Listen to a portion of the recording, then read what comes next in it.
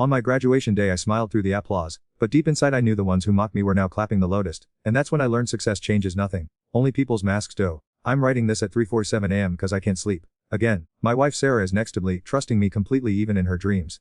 She has no idea that in 6 hours everything we've built together will crumble because of what I did 3 months ago. Let me start with my graduation MBA from Wharton. Top 5% of my class. Standing ovation from people who used to snicker when I stumbled through presentations during our first semester. The same classmates who called me scholarship boy behind my back were suddenly shaking my hand, asking for LinkedIn connections, pretending we'd been friends all along. Sarah was in the front row, tears streaming down her face, holding our 4-year-old daughter Emma's hand. Emma kept waving at me and shouting, "That's my daddy," loud enough for half the auditorium to hear. My mom flew in from Ohio, wearing the dress she bought specifically for this day, the one she'd been saving for since I told her I got accepted. But standing there in my cap and gown, listening to the applause, all I could think about was how it all felt. How the success I'd worked toward for 3 years had already been poisoned by what I'd done. How these people clapping had no idea they were celebrating someone who'd thrown away the most important thing in his for 15 minutes of stupidity. The cheating started innocently. That's what I told anyway. Jessica was in my strategy consulting class. Brilliant, confident, everything I thought I wanted to be. She'd grown with money, spoke 3 languages, had that effortless grace that comes from never doubting place in the world. We got paired for a semester-long project in February. Late nights in the library became coffee dates. Coffee dates became drinks after particularly stressful presentations. She'd laugh at my jokes, touch my arm when she talked, make me feel like I was interesting instead of just the guy who worked twice as hard as everyone else to keep. Sarah was back home in Philadelphia, working double shifts as a nurse to support us while I chased this degree. Emma was in daycare 10 hours a day. Every video call home, Sarah looked more exhausted, more worn down, but she never complained, never made me feel guilty for being away. She'd just smile and ask about my classes, tell me she was proud of me. I started staying later at school, telling Sarah I had study groups when really Jessica and I were grabbing dinner. Nothing physical happened for weeks. I convinced we were just friends. I was just networking. This was how successful people operated. The night it happened, we'd been working on our final presentation until almost midnight. Jessica suggested we grab a drink to decompress. 1 drink became 3. She started talking about how stressed she was, how her parents expected perfection, how lonely business school could be. I should have called an Uber, should have gone home to my empty apartment and called Sarah. Instead I found in Jessica's place, listening to her problems, feeling important because this successful, beautiful woman wanted to confide in me. When she me, I didn't stop her. When she led me to her bedroom, I followed. I told it didn't mean anything, that it was just stress relief, that what Sarah didn't know couldn't hurt. The worst part wasn't the physical betrayal, it was how natural it felt. How easy it was to be someone else for those 15 minutes. Someone without responsibilities, without a family depending on him, without a wife sacrificing everything for his dreams. Afterward, lying in Jessica's bed while she slept, I felt sick. Not guilty yet, that would come later. Just empty. Like I traded something real for fool's gold and only realized the value of what I'd lost after the transaction was complete. I snuck out before dawn and never spoke to Jessica about it again. We finished our project, professionally graduated, and went our separate ways. She got a job at McKinsey. I got offers from 3 different firms, largely because of the presentation we'd worked on together. But success built on betrayal feels hollow. Every congratulations email stung. Every job interview felt like, when the partners at the consulting firm talked about integrity and client trust during my orientation, I wanted to laugh. Or cry. I couldn't tell which. Sarah me a graduation party when I got back to Philadelphia. She'd invited everyone, cooked for hours, hung decorations. Emma had made me a card with crayon drawings of our family. Daddy the smartest, she'd written in her careful 4-year-old handwriting. I smiled through the whole thing, accepted congratulations from our friends, hugged my mom, posed for pictures with my wife and daughter.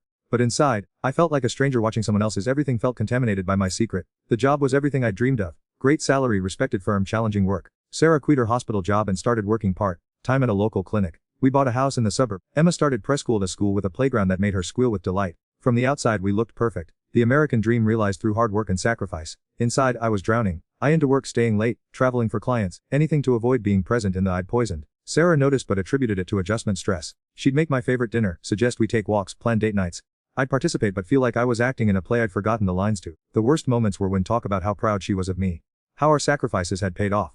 How we were finally building the future we dreamed about when we were dating in college, broken, optimistic and completely devoted to each other. I always knew'd make it, she'd say, curled against me in bed. Even when things were hard I never doubted Pon. I'd hold her closer and more. Because she hadn't doubted me, but she should have. I wasn't the man she thought she'd married. I wasn't the father Emma deserved. I was wearing my own face. The secret ate at me for months. I'd catch staring at my reflection, wondering if the guilt showed. If people could tell just by looking that I'd destroyed the most important thing in my for something that meant nothing. 3 months after graduation, Jessica sent me a LinkedIn message. Just wanted to say hi, see how the new job was going. Innocent enough, but it shattered whatever fragile piece I'd managed to build. Cause I realized that Jessica probably didn't think about that night at all. It was nothing to her.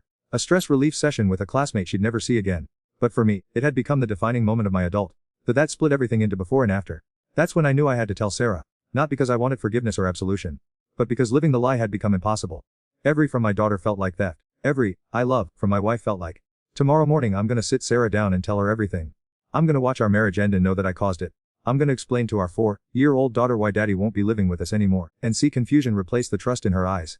I keep thinking about graduation day. About standing there receiving applause for an achievement that cost me everything that mattered.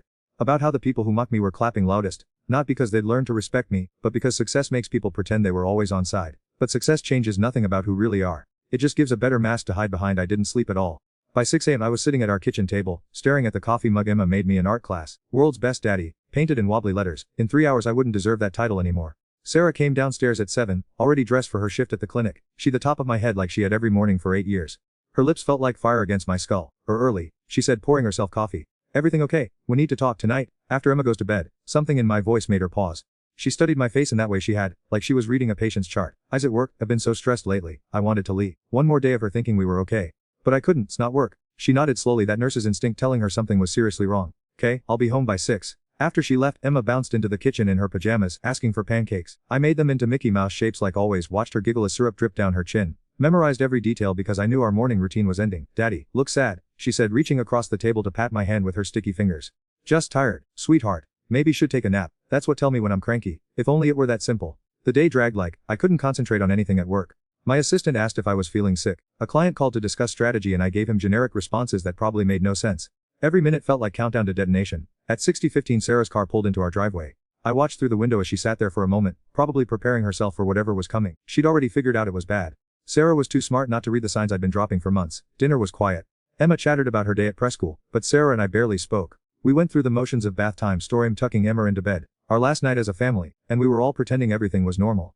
After Emma's door closed, Sarah and I sat on our couch. The same couch where we'd planned our wedding, where we'd told each other about Emma's first kick during pregnancy, where we'd celebrated my acceptance to business school. Now it felt like a courtroom. How bad is it? Sarah asked without looking at me. The worst. She closed her eyes. Another woman. It wasn't a question. She already knew. Maybe she'd known for months and was just waiting for me to confirm it. Her name was Jessica, from school. It happened once, 3 months ago, the night for our final presentations. Sarah's face went completely blank. That terrified me more than yelling would have. When Sarah went cold, it meant she was protecting herself from something that could destroy her. Once, she repeated. Yes. But been lying to me for 3 months. I want to tell I tried to. Just what? Now the anger started seeping in. Just thought maybe if waited long enough it would magically unhappen. I had no answer that wouldn't make it worse. Tell me everything, she said. All of it. So I did. The late nights, the coffee dates, the drinks, the way Jessica made me feel important and successful. How I'd convinced we were just friends. How I'd followed her home and betrayed everything we'd built together. Sarah listened without interrupting. Her hands were clenched so tight her knuckles had gone white, but her face stayed carefully neutral. When I finished, she was quiet for a long time. Well, she finally asked. Sarah, no, it wasn't about was. She better. The question hit me like physical pain. It wasn't about better or worse. It was about being someone else for 15 minutes. Someone without responsibilities. Someone without me. I couldn't deny it. And Emma. We're thinking about Emma when we're with her. That's when I started crying. Because no, I hadn't thought about Emma. I'd blocked out my daughter's existence so I could pretend I was free. Get out, Sarah said, quietly. Sarah. Out. She stood, walked to the window, stared into our backyard where Emma's swing set sat empty in the darkness. I need gone before she wakes. I won't have her seeing here like nothing's changed while I'm falling apart. Where am I supposed to go? She turned to look at me then, and the pain in her eyes almost stopped my heart. I don't care. Should have thought about that before it destroyed our family. I packed a bag while Sarah sat in Emma's room, just watching our daughter sleep. I could hear her crying through the door, trying to stay quiet so she wouldn't wake Emma. Each sob felt like a in my chest. At the front door I turned back. I love both of more than anything. If loved us wouldn't have done this. She was right. And that's what made it so much worse than if she'd been wrong. I drove to a hotel downtown, the kind of generic business place where I'd stayed during recruiting trips. The room smelled like industrial carpet cleaner and other people's regrets. I sat on the bed and stared at my phone, at the hundreds of photos of Sarah and Emma at the I'd just incinerated. The worst part was how quiet everything was. 3 months of carrying this secret, and now that it was out, the world just kept turning. People were still ordering room service, still watching late night TV, still living their normal lives while mine imploded. I called in sick the next day. Couldn't face the office, couldn't pretend to care about client deliverables when my marriage was ending. Instead, I sat in that hotel room and waited for Sarah to call. She didn't. At noon I drove to Emma's press school, thinking maybe I could pick her early, take her somewhere we could talk. The director stopped me at the front desk. I'm sorry, but Sarah called this morning. We're not authorized to pick Emma anymore. I'm her father. I understand this is difficult, but we have to follow the custodial parent's instructions. Custodial parent. Like I was already a stranger. I drove home. Sarah's car wasn't there, but I still had my key. The house felt different, emptier. Sarah had already started erasing me. My coffee mug was gone from the kitchen counter. The family photo on the mantel had been turned face down. On the kitchen table was a note. Don't come back while Emma and I are here. We need space to figure out what comes next. What comes next? Like our 8 years together, our daughter, our home. Everything we'd built was just a problem to be solved now. I spent that night walking around our neighborhood. Past the park where I'd taught Emma to ride her bike. Past the house where we'd hosted neighborhood barbecues. Past the coffee shop where Sarah and I used to go on Sunday mornings before Emma was born. All these places that used to be ours, and now I was just a stranger walking through someone else's memories. My phone buzzed at 11 p.m. A text from Sarah. Emma keeps asking where are. I told her had to travel for work. Don't make me lie to her any more than I already have to. That's when it really hit me. Emma didn't know yet. She was probably sleeping in her bed, surrounded by her stuffed animals, thinking Daddy was on a business trip and would be home soon with presents and stories. Tomorrow, Sarah would have to explain why Daddy wasn't coming home. Why our family was breaking apart. Why everything Emma thought she could count on was disappearing. And it was all my fault. I thought about Jessica, probably asleep in her new apartment in New York working her dream job, completely unaware that her 15 minutes of stress relief had destroyed a 4-year-old sense of security. Success changes nothing, I'd realized on graduation day. But failure changes everything, especially when the people fail are the ones who love most. 6 months later, I'm sitting in a studio apartment that smells like the previous tenant's cigarettes, writing this confession because I can't sleep again. The insomnia never went away. Neither did the guilt. The divorce papers came 3 weeks after I moved out. Sarah had already consulted a lawyer, already started the process of legally erasing our marriage.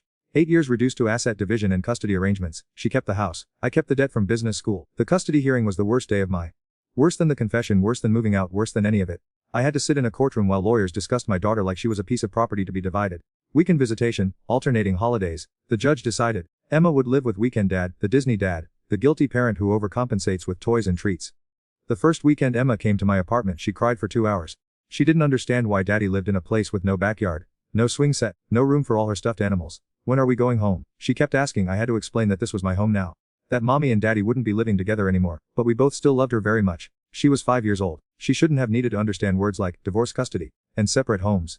That night, after I tucked her into the air mattress I'd set in my living room, I could hear her crying through the thin walls. Quiet, confused sobs that threw me like glass. I called Sarah at midnight after Emma finally fell asleep. She's heartbroken, I told her. I know. Sarah's voice was flat, emotionless. She cries every night, asked when coming home. I don't know what to tell her anymore. Tell her I'm sorry. Tell her Daddy made a terrible mistake. She's 5. She doesn't understand mistakes that destroy families. She just knows her world fell apart and nobody asked her if that was okay. Sarah hung. We barely spoke after that except about pickup times and school events. Work became my escape. I into client projects, stayed late every night, traveled whenever possible. Anything to avoid sitting in that apartment thinking about what I'd lost. My colleagues noticed the change. I'd become distant, intense, all business all the time. The easy charm that had helped me succeed in school was gone, replaced by grim efficiency. Okay. My manager asked after a particularly brutal presentation where I'd eviscerate a client's entire strategy. Fine, just focused. But I wasn't fine, I was hollow. Going through the motions of professional success while everything that actually mattered had crumbled. The worst part was watching Emma adjust. Over months of weekend visits she stopped crying when I picked her. Started treating my apartment like just another place she had to be. Began accepting that her was split between 2 homes, 2 bedrooms, 2 sets of everything. She was learning to live with disappointment. Learning that the people love most can let down in ways that change everything. Learning lessons no 5-year-old should have to learn. Daddy, why did move away? She asked one Saturday while we were building Legos on my living room floor. Daddy made some bad choices, sweetheart. Sometimes grown-ups make mistakes that the people they love, but could just say sorry and move back home. That's what I do when I'm mean to Mommy. If only it were that simple. Sarah started dating someone 7 months after our divorce was finalized, a pediatrician named Michael who worked at the same hospital system as her clinic. Emma mentioned him casually during one of our weekends. Mike took us to the zoo. He knows a lot about penguins. I wanted to throw. Some other man was taking my daughter to places I used to take her. Some other man was earning her trust, her affection, her weekend stories. I drove by her old house that night. Sarah's car was in the driveway along with a silver Honda I didn't recognize. The lights were on in what used to be our living room. Through the window, I could see Emma sitting on the couch next to a man I'd never met, all of them watching a movie together. They looked like a family, the family I destroyed. Sarah noticed me parked across the street and came outside. Need to stop this, she said. Can't keep driving by, checking on us. It's creepy and it's not hellish. She's my daughter. Yes, she is. And she gets to see every other weekend and Wednesday evenings, just like the court ordered. But this isn't home anymore. Gave the right to know what happens here when decided to sleep with someone else. She was right, but it still felt like being stabbed. Is it serious? With him, Sarah studied my face for a long moment. Why? So can sabotage this too? I just want to know if some stranger is going to be around my daughter. He's not a stranger to us. And yes, it's serious. He makes Emma laugh. He makes me feel like I can trust someone again. Everything took away from us. I wanted to argue to say she was moving too fast, that Emma needed stability. But I'd forfeited my right to have opinions about my family's happiness. A year and a half after the divorce, Sarah and Michael got engaged. Emma was going to be the flower girl. She was excited, chattering about her dress and the flowers and how she'd get to walk down the aisle in front of everyone. Are coming to Mommy's wedding? She asked during one of our dinners. No, sweetheart. That's a special day for Mommy and Mike. Or my daddy. Don't daddies come to important things? I had to excuse to the bathroom so she wouldn't see me cry. The night of Sarah's wedding, I sat in a bar 3 blocks from the venue, drinking whiskey and scrolling through Instagram posts from people I barely knew. Everyone looked so happy, so normal, living their lives without the weight of massive, irrevocable mistakes crushing down on them. At 11 p.m., my phone buzzed. A photo from my mother, who'd been invited to the wedding because she was still Emma's grandmother. Emma in her flower girl dress, beaming at the camera, holding Sarah's bouquet. My daughter looked radiant. Happy in a way I hadn't seen since before I destroyed our family. And that's when I finally understood the full scope of what I'd lost. Not just my marriage, not just my daily relationship with Emma. I'd lost my place in her story. Mike would be the one to teach her to drive, to walk her down the aisle at her wedding, to be called grandpa by her children. He'd get all the moments I was supposed to have. All the experiences I'd traded away for 15 minutes with someone whose last name I could barely remember. Emma would grow with 2 dads, but only one would be present for the she actually lived. 3 years later, Emma barely mentions our weekends to her friends. I'm not part of her regular stories anymore. I'm the weekend interruption, the obligation, the genetic contributor who shows every other Saturday with guilt presence and forced enthusiasm. When people ask about her family, she talks about mommy and Mike. I become a footnote in the I helped create. Sometimes I wonder if Jessica ever thinks about that night. If she knows that her stress relief session ended a marriage, traumatized a child, and turned a man into a ghost haunting the edges of his own daughters. Probably not. Why would she? For her, it was nothing. For me it was everything. Success changes nothing about who really are, I learned on graduation day. But failure changes everything about who get to be. I got my MBA, I got the prestigious job. I got the money and the respect and the career I'd worked so hard for. And I lost the only things that actually mattered. Now I'm writing this at 3 a.m. in an apartment that will never be home. Listening to the silence where my family's voices used to be. Knowing that every day for the rest of my I'll wake and remember that I had everything and it away for nothing. The applause from graduation day still echoes sometimes, but it sounds hollow now, like mockery from the universe. Because success built on the wreckage of own family isn't success at all, it's just expensive regret with a better business card.